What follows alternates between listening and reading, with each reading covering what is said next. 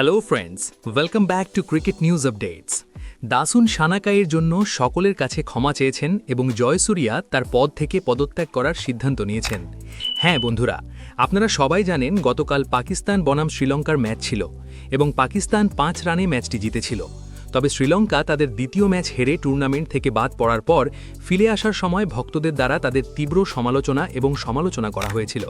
শ্রীলঙ্কার অধিনায়ক দাসুন সানাকা তখন বলেছিলেন যে টুর্নামেন্টের বাইরে নেতিবাচক পরিবেশ দলের খারাপ পারফরমেন্সের কারণ।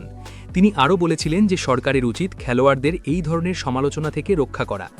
এই বক্তব্যের পরে যখন দলটি পাকিস্তানের কাছেও হেরে যায় তখন তিনি ক্ষমা চেয়েছিলেন এবং বলেছিলেন যে তার বক্তব্য একটি ভুল ছিল। তিনি সমস্ত শ্রীলঙ্কান ভক্তদের কাছে ক্ষমা চেয়েছিলেন এবং বলেছিলেন, আপনারা জানেন কখনো কখনো খেলোয়াড় হিসাবে আমরাও চাপ অনুভব করি, তাই এটি আমার ভুল ছিল। আমি আবারও সমস্ত ভক্তদের কাছে ক্ষমা চাইতে চাই তাদের আঘাত এবং হতাশ করার জন্য। আমি নিশ্চিত করব যে এটি আবার না ঘটে। শুধু আমি নই, সমস্ত খেলোয়াড় বছরের পর বছর আমাদের পাশে থাকা সকলের প্রতি কৃতজ্ঞ। হ্যাঁ, যা ঘটেছে তাতে আমার খুব খারাপ লাগছে এবং হতাশ লাগছে। আর এই ম্যাচের পর প্রধান কোচ সনৎ জয়সূরিয়াও তার পদ থেকে পদত্যাগের সিদ্ধান্ত ঘোষণা করেছেন। তার চুক্তি জুন পর্যন্ত চলবে, তবে উপযুক্ত বিকল্প খুঁজে পেলে তার আগেই তাকে ছেড়ে দেওয়ার জন্য অনুরোধ করেছেন। বন্ধুরা, এ বিষয়ে তোমাদের মতামত কি তা কমেন্টে জানাও এবং ভিডিওটি ভালো লাগলে এখনই চ্যানেলটি সাবস্ক্রাইব করো।